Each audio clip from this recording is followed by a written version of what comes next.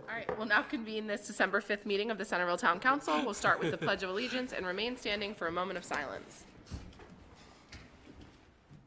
Pledge allegiance to the flag of the United States of America and to the republic for which it stands, one nation, under God, indivisible, with liberty and justice for all. Okay. All right. First up, we have agenda review. Are there any changes or additions to the agenda, Council? No. None here. Okay. Next is the review of minutes from past meetings. Are there any corrections or additions to the minutes from the November 21st meeting? I make a motion to approve. What? I have one, sorry. Okay. My name is spelled Okay. wrong. This feels No. personal gay. It's my first name of all things, also. Oh, I see it. I didn't catch that Right at the either. beginning in the attendance. I did not catch that. Oh, okay. It's not a big deal, but it is spelled wrong. I picked them up. All the time, I made Hey, fun I of will Jeff. put that. Welcome to my world. It's a real bummer, I but, don't even know how that happened because it stays the same. I don't. all right, with that correction, we can now entertain a motion unless anybody else has anything. I mean, we can do another hour on minutes if we want. I make a motion to approve the minutes of the November 21st meeting with that correction. Okay, is there a second? Second. All right, all in favor? Aye. Okay, and we need to make an effort to really speak into the microphones for the people watching and for our town clerk's ability to take good minutes. So spell your name clearly into the mic. Next up, we have a citizens forum. Citizens are requested to keep their comments to 3 minutes. Are there any citizens that wish to address the council at this time?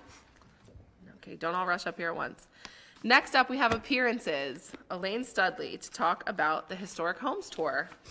This is a hats required event, or I won't sit down. Oh, gosh. You want some? You guys heal well. Is it gonna Thank fit? you. Very important. That's usually my. Joking aside, actually, they look pretty good. We had 32 of those made by volunteers Wow. for our docents and stuff. I'm just going to quick go over the tour, what it's achieved thus far and why I think it works for us. The status of the tour is basically, our goal had been $10,000 in revenue. We did have 30 days to work with. The last time I spoke with you was 30 days ago. The goal was 300 heritage tourists, and the reason for that is that we're real cautious about protecting the houses. And so we only allow 15 visitors in at a time, and that's one of the things you'll see that later on, how we handle that. We're at about 9,000 and 285 guests, so we're actually effectively sold out. Why do we do it? Why does the foundation do it? We're providing matching funds for preservation and cultural events. We have just been asked for matching funds for trees in town to fill all the empty wells with trees, and it's one of the things that probably in the new year will be the first thing that we consider. You may see that coming through. How did we do it? We had 30 days to work with. We used 5 marketing outlets or channels, all to heritage tourists. And 2 of them succeeded, 3 of them did not. So I'm going to go over the 2 that did succeed. Social media targeting, targeted advertising to heritage visitors within a 30-mile radius, sold out the tour in 10 days. So, and honestly, the reason I'm here is because that's a surprise. It took me even by surprise at how well the response went. We did an every door direct to 3,000 homes, which was this every door direct. It's 15 cents to send, very effective. This was also targeted at an affluent heritage tourist. And that was a large contributor. In fact, that got us most of Symphony Village is attending. That one was within a 20-mile radius. Tickets were purchased from 5 counties and 4 states as far away as New York. I put a kind of a caveat on that self-reporting because we don't know with 100% certainty when the ticket says New York, does it really mean New York? There's a whole host of things that can influence that. It was marketed in 30 days and sold out in 10, and that's one of the reasons we're here. 20 tickets remain behind, and this is really close to my heart, and it's a really big deal for me. We always retain 20 tickets for military and first responders, and so if you know, and that includes you guys, we consider you to be first responders, the other 4 of you as well. And the reason for that is just the public service. We'd love to see you all visit the square. It's on us. You're our VIP guests. That includes everybody on the town staff. Well, you guys were amazing and incredibly helpful in getting this done. For me, it's a personal belief. When it comes to first responders and military, it doesn't matter whether they're 20 years old or they're 80 years old. There are moments in their life when they see things they can't unsee, ever. And anytime community can reach out to them and engage them and include them, it's good for them and it's good for us. So first responders and military are at the top of our wish list. Why heritage tourism and why cultural tourism? Cultural tourism is a natural strength of the Eastern Shore and the historic towns. Now, cultural tourism is on the rise worldwide. And I think one of the possible reasons for this is that people are beginning to feel more comfortable with going back in time and recapturing some experience. Put your hand. That's what I gave her a look, and the hat is. Give me a look. I was like, oh. Thank you. Oh my God, that looks best of all. We want that picture. Oh, yeah. Examples of heritage tourism that were giggling on.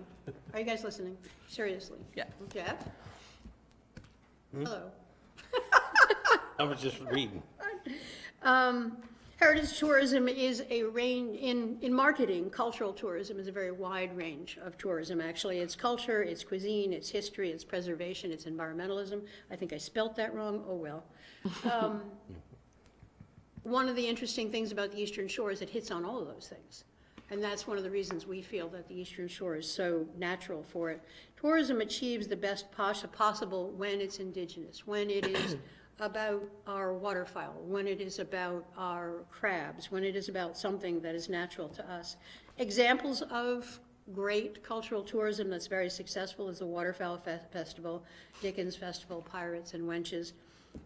Based on what I've observed in just the last month, and this was true of the last one, but prior to COVID, we don't really have a real measure that we can rely on. Now we do. We have a bit more of a measure. I think with 4 months of marketing that this could have been a $20,000 to $30,000 to $40,000 event. As it's done with the Dickens Festival, it could have integrated sales. It could have also integrated other events into it. And it would have, I hate to talk about targeting, that's actually a bad word in marketing now. You don't use it. We call it retail direct marketing. And what it means is that if you're attracting someone into the town who is a cultural tourist, they're more likely to have a college degree. They're more likely to have an interest in preservation. They're more likely to spend their money, 60% more money when they arrive in town. They're much more likely, they're twice as likely to return to town, and the relocation rate of them is twice what it would be of a standard or traditional tourist for entertainment. So we're very sold on the idea of heritage or cultural tourism, and we know that's what worked for our neighboring towns. The only thing I would say, though, is that we don't want to be Chestertown. We don't want to be Easton. We don't want to be Oxford. For a whole host of reasons, we believe our governance is better, our management is better, our town is, I shouldn't say all of those things, our town is stunning, and we'd like to keep it that way. So overwhelming our town with events is not where we want to go. We want to get something that fits within our town. So I've said all of those things. This, attached to yours, is just the candlelight tour, and then you'll hit a page, if you flip to the next page, that is a list of houses. The volunteerism of the houses is mind-bending. Several of the houses are completely dressing up in period dress, and they will tell you their history, which is really cool. This tour has used almost 50 volunteers, and they stepped up in 5 days. So Very cool. that in itself is a Are big you miracle. dressing up, Councilmember Ward? No. Oh. I checked his house today. Got a hat. He's already His got house started. He's got is the hat. tidy and gorgeous. I'll wear the hat. It's That's- worth yeah. going to, okay, to wear the hat. We need to fix the brim for you. Anything. This fulfills a wish for me and for the foundation. There's a number of things we really want to do. We're grateful to pay for the trees. We're grateful. This project, if in fact it wins the 10,000 we hope for, that's a fabulous matching grant to replace the roof on Wright Stance. That's a fabulous matching grant to replace the exterior woodwork on Tucker House. Both of those homes are at risk, and they really are icons of our town, so we feel very strongly about their preservation. Another possibility is for us to put up a fund that would help homeowners. of the historic homes, it is so hard to restore them. Just supplying the supplies alone, but then helping them tackle the issues of, is there lead on the outside of my house? And those, sometimes when houses do not get repaired in the downtown, it's because they're dealing with lead and they know it's a $50,000 abatement that has to occur. So helping families with that, it's on our wish list. We don't know how to do that diplomatically yet. We're working on what that would look like, and we're looking for opportunities. The only other final part of who we are, the third component of who we are, is economic development. Special shout out and thank you to Jim for all that you have done over time and forwarding that. I would love personally to see more marketing and outreach to small commercial entities. I've seen them come and go over the time that I've been here. I haven't seen them stick. And we would really like to make a climate where they would choose to stick. We just saw it happen. We just saw somebody look seriously at investing. 2 investors look at 2 different properties and say, I just don't feel safe, I don't feel comfortable, I'm not gonna do it. We'd like to help that happen. So we would like that, we feel, investing in helping outreach, and marketing is my thing, so that's where I could be a help. Outreach to small investment, that's a decade. That's a decade of work to get from the point where we are right now to a full complement of stores in the downtown that are healthy. Breaching that where you don't have an anchor business in the center of the downtown is the hardest thing you can possibly do. And so warming one company up to do that once that's done, then it's a much easier marketing process. But the upcoming, I would say, it would take 2 to 3 years to get some of the spaces filled to the point where they would then attract, or what is called cluster theory, they would then begin to attract others. So that's pretty much everything we wanted to say. We hope y'all will come. Bring your families. It's on us. You are VIPs. There will be 2 tall blondes with top hats on out the square. I have a confession. So we called the county and asked for permission to be on the square, and the county said yes. Apparently, it's not the county who says yes. Is that correct? On the square, yes, it's the county. Oh. Like on the grass in front of the So courthouse? we did it right. No, we're just going to be on the front of the square with a Yeah. 10 by 10 booth on the front of the square. Yep, that's the county. We didn't know who to ask. Yep. And so we asked the county, and they said, yeah, go have at Their it, go square, ahead. yeah. I didn't think that we were supposed to ask town, sorry about that. Anyway, County's it? that's it, and that includes everybody. The whole office is welcome on us. We have set aside those 25. The first responders, I'm going to share one first responder call, it was great. I got a nurse who called and said, do I qualify as a first responder? And I said, well, you got a card? She said, yeah, I got a card. And I said, well, what was your tour of duty like during COVID? What was your longest day in COVID? She said, my longest day wasn't a day, it was 2 days. It was 48 hours on my feet. And that was when I said, no, you're not a first responder, you're a hero. So any first responder who shows up, please pass the word. We will shake their hands. My first responders and my family will all be gone for Christmas. Everybody's working. So this is my kind of way to hug a first responder when everybody's gone. Anyway, that's it, pretty much it. Show up if you can. The homes are worth visiting. Yeah. They're amazing. I got my eye on the wharf for next year. And what is the date? The date is this Saturday, December 7th? and the 7th, and it starts at noon and runs to 4. And it's a self-guided walking tour within the center of town. Okay. All righty? Thank you. Thank you. Thank you so much, Elaine. Awesome. All right, next up, we have our public hearing. So this is an ordinance of the Town Council of Centreville to amend the town zoning ordinance codified as Chapter 170 of the Town Code to clarify the procedures and criteria by which site plans are evaluated. I will now call Councilmember Worth to provide background on this ordinance. Okay, this ordinance was generated by the Planning Commission.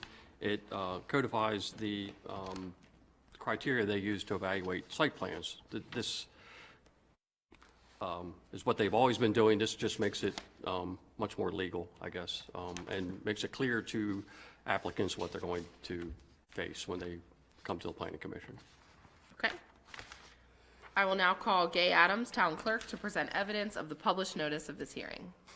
This is to certify that the annex legal advertisement has been published and the publications and insertions listed below, Bay Times and Record Observer. Ordinance 12/2024 was published on November 22nd, 2024. Thank you.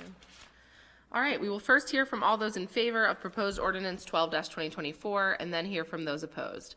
Please keep all comments to 3 minutes. You are welcome to provide written testimony to the town council as well.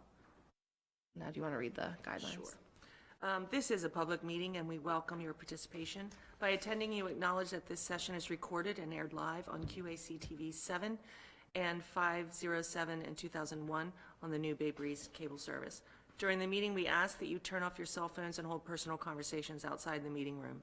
The scheduled agenda is available on the table just outside. Public comment will be limited to 3 minutes per person. The town council respects and appreciates your desire and right to convey your message freely, and in keeping with the dignity of proceedings, we ask that all views be expressed in a respectful and civil manner. Comments longer than 3 minutes should be submitted in writing. If questions are part of your comments, we will refer those to the appropriate individual. Thank you. Thank you. We will now hear from all those in favor of proposed ordinance 12-2024. Okay. We will now hear from all those opposing proposed ordinance 12-2024. Okay. The Centreville Town Council will consider all comments presented this evening before making a final decision regarding proposed ordinance 12-2024. Do I hear a motion to adjourn the hearing? So moved. Second. All in favor? Aye. Aye. All right, and now declare this hearing adjourned. Okay, next up, we have the consideration of this. Councilmember Worth, if you want to. I make a motion that we approve ordinance 12-2024, which clarifies the procedures and criteria by which site plans are evaluated. And do we have a second? Second. Any discussion? Okay, we're going to roll call vote. Councilmember Beecham? Yes. Councilmember Huffer? Yes. Yes. Council Vice President Yes. Keel? Councilmember Worth? Yes. Okay. There you go. Next up, we have ordinance 13-2024, penalty section update. This is just a second reading, and we have a public hearing in January, right? Correct. Okay. And we included Resolution 1920, just in case there was any discussion, so you had it there. Okay. Do we want to just wait till the public hearing on these? Sounds good. Okay. Next up is the amended ordinance 11-2024 sidewalks. And this will be first reading for this revised version in anticipation of a Another public hearing. public hearing. We have it, we have the public hearing scheduled for the January 2nd, so you'll have two public January hearings. 2nd. Yes. Wow. Yeah. So I said my brain hasn't been turned back on yet. I love you That's wearing today. sunglasses. Okay. So do we want to discuss this now? Are there any other changes people want to this before we? I had one, excuse me. So it was, it was 134-4, permit to install sidewalks. So I wanted to make certain I understood this. The property owner may also request a permit to install new sidewalks fronting on his property, his or hers. And, so these, provided that the installation is complete with 30 days after such permit is granted. No permit is necessary for repairs to existing sidewalks unless such sidewalks are planned to be altered. So there's just, the first sentence is about a brand-new sidewalk that's not currently existing. Is that the correct interpretation of that sentence? I just want to make certain I was interpreting that right. Yeah, I think that is correct. Okay, so it's just, and then no permit if you're just repairing it. Okay, great. The other question I had was just on 134.5.1, where it's brick set in concrete or other suitable material as may be designated for a given area. This is just for my own information. Is there other material that we use for sidewalks in the town? I know, I'm looking. I don't know, yeah. Okay. So we do use other materials? Yes. Okay. Pavers get laid on top of stone, Yeah, okay. stone so- dust. Yes. Okay, I was just thinking sidewalks, so, okay. And then my last question is, I assume that everything here on height and curb entrances, et cetera, are kind of consistent with code today that we have. Okay. That was all I had. Okay. Anyone else? This is pretty tight interpretation, but on page 134-1, there is a discussion of if the damage is due to the town action, and there's discussion about damage due to the property owner, but there's no mention of how would it be addressed for any third parties or a neighbor or something that might damage it? So Would- there's that whole universe other than the town and the property owner that we probably ought to have some reflection on.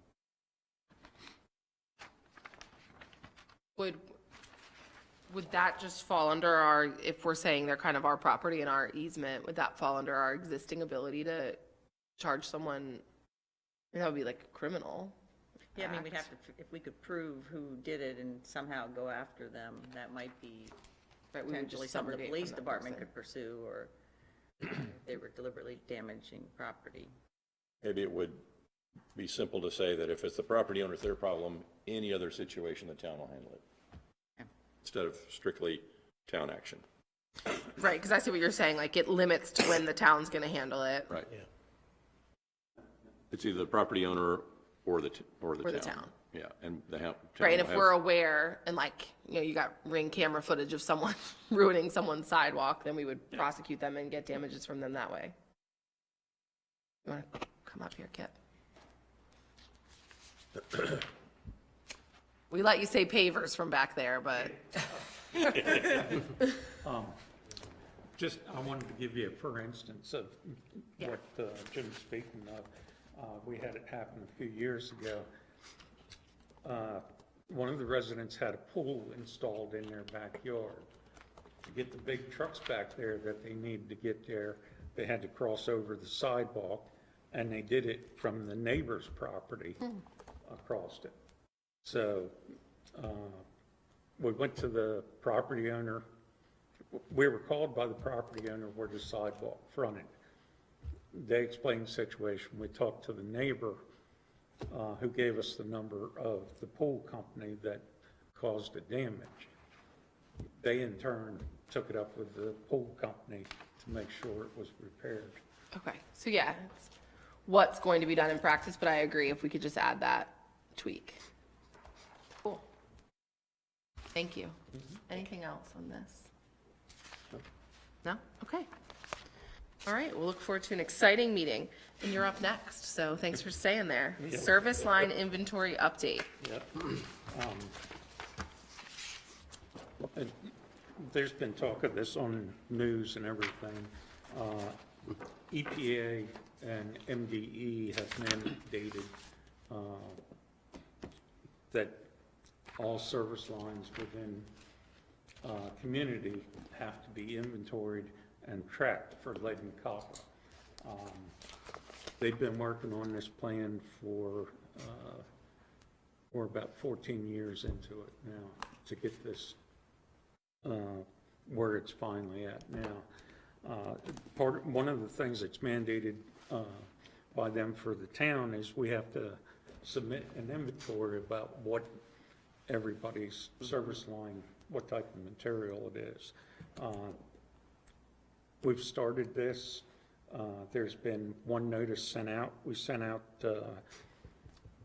976 notices with the survey that they could send back, and of course get a little bit of a refund on their utility bill. Out of those 976, we got 257 back so far. So we sent another round of them out, and I kind of just wanted to bring you folks up to date, let you know what's going on with it, and also hopefully the folks at home see that, you know, this is mandated. It's not something the town decided to do on its own, so we'd appreciate cooperation. And if they're not sure what their service line is, at some point, we're going to be going door to door to check for those situations, so they can call us and contact us about it. Of course, they can call anytime or email, so just one. That honestly feels like a pretty good response rate to a first notice. Yeah.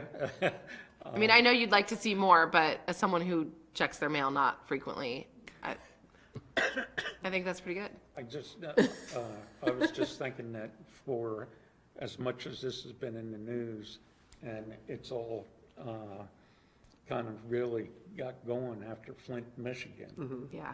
And as public as that all went, I thought people would be a little more interested to see what their service line is made of. Yeah. No, I hear you. Well, keep us updated.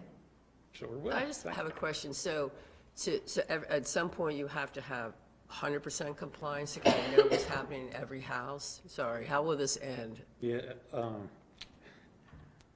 unless they make more updates to this plan, or this ruling, in about 10 years, we have to have a plan to replace the service lines, not only in our right-of-way, but also from the water meter into the house. Right. The thing is, right now, there is money that's gonna be channeled through the state revolving loan fund, but again, that's a loan. Right. And the thing is that the town can choose to take that money, pay for the replacement, and then bill the customer for it on their utility bill, if the customer doesn't choose to have it done by then. So, it's very long and involved process. And when it says lead and copper, it's not just lead service lines or copper service line. Galvanized lines fall into that too, because the galvanized coating has a percentage of lead in it. And Kip, is this this is only for houses before, I'm trying to remember the year. It's 1985 is 85. when it was mandated that you couldn't use lead solder and couldn't use fittings with lead in the brass or lead pipes anymore. So, Well, I think the communication's been good, because I've gotten the emails, I've gotten it in my, so, yep, I've gotten it in my mail, so I think you've done a good job in communication. we're trying. So, We've even had a team come to the house. yes, there was some engineers that came through and went door to door already to try and Oh, help okay. and assist people. Anything else for Kip?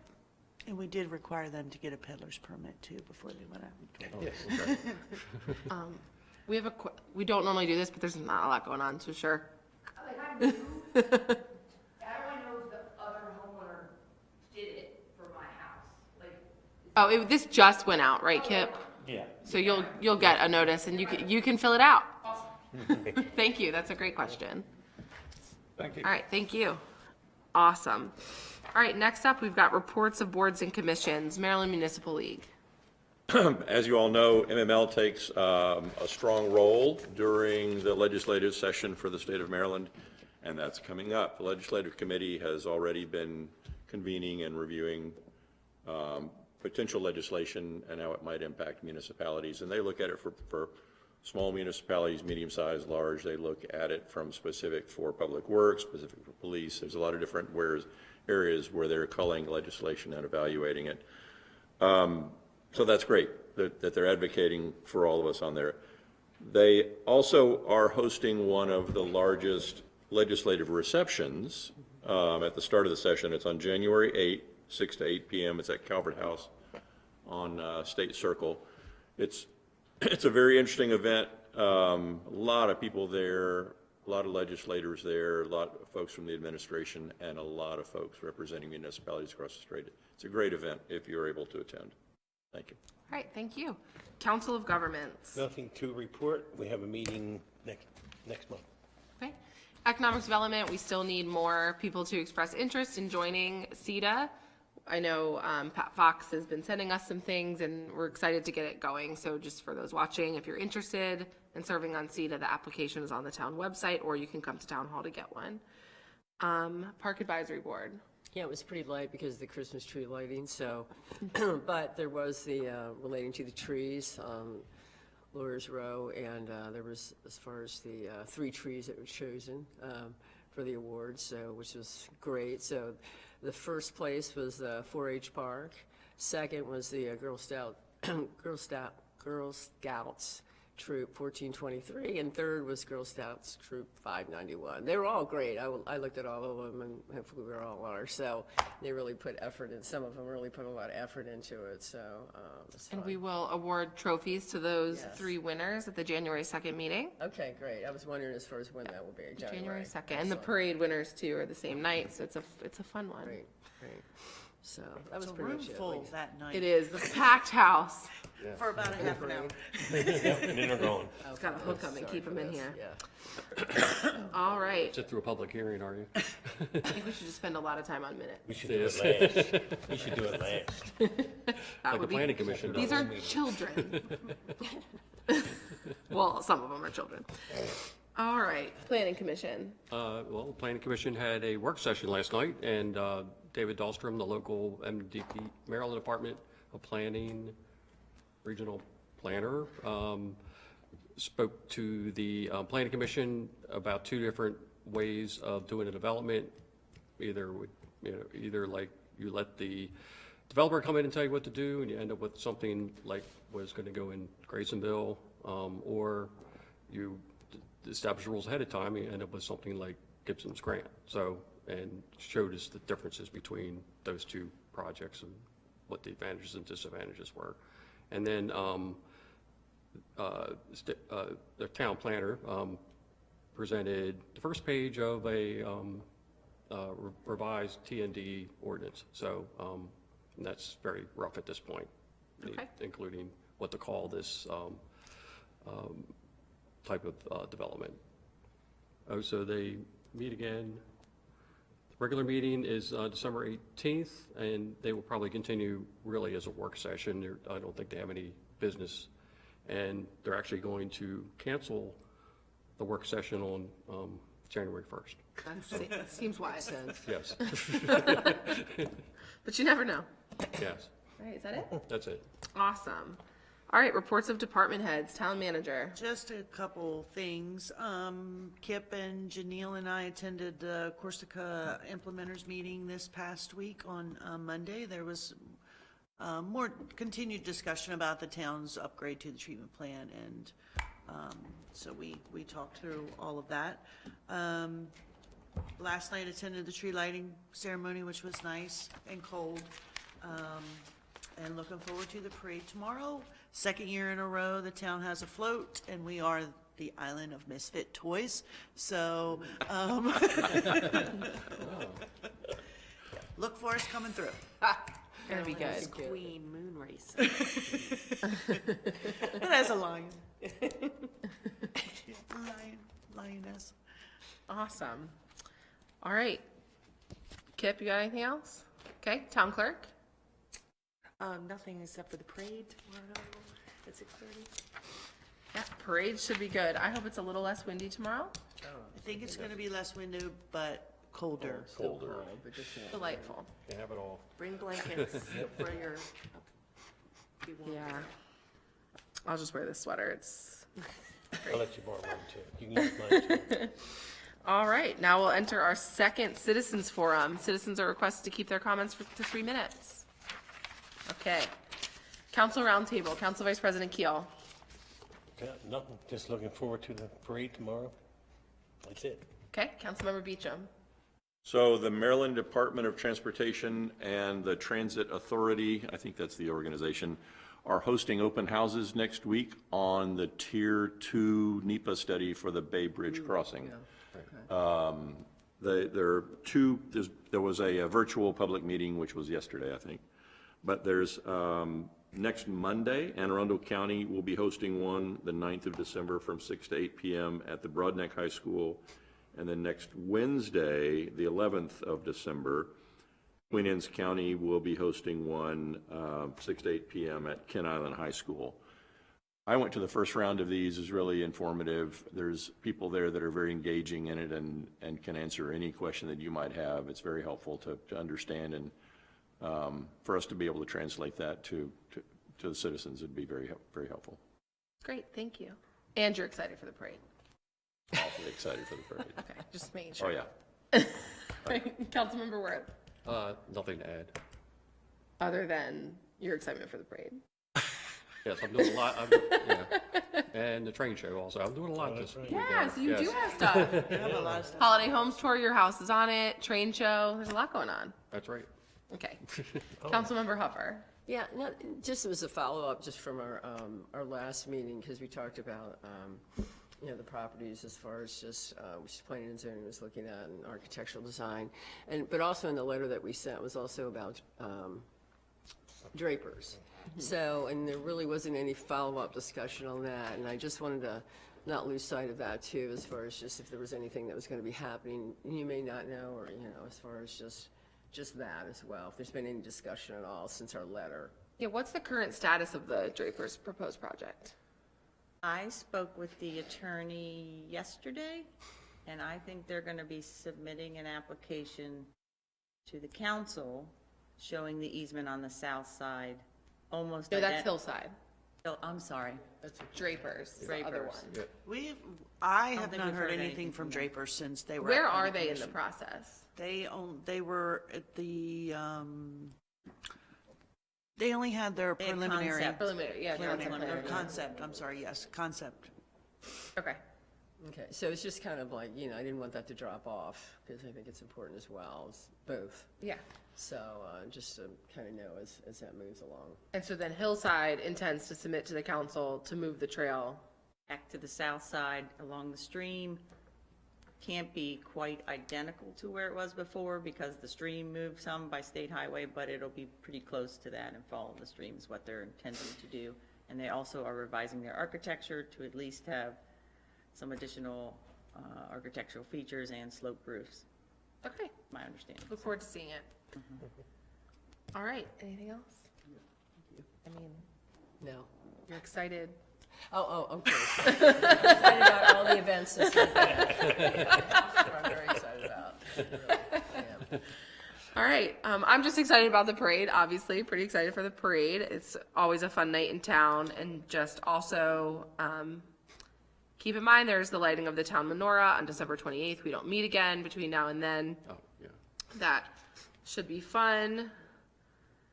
And that's all I've got. I have one other thing. Oh, Breakfast with Santa at the firehouse on December 15th. okay. 12:15. All right, cool. With that, do we have a motion to adjourn? Make a motion. All right.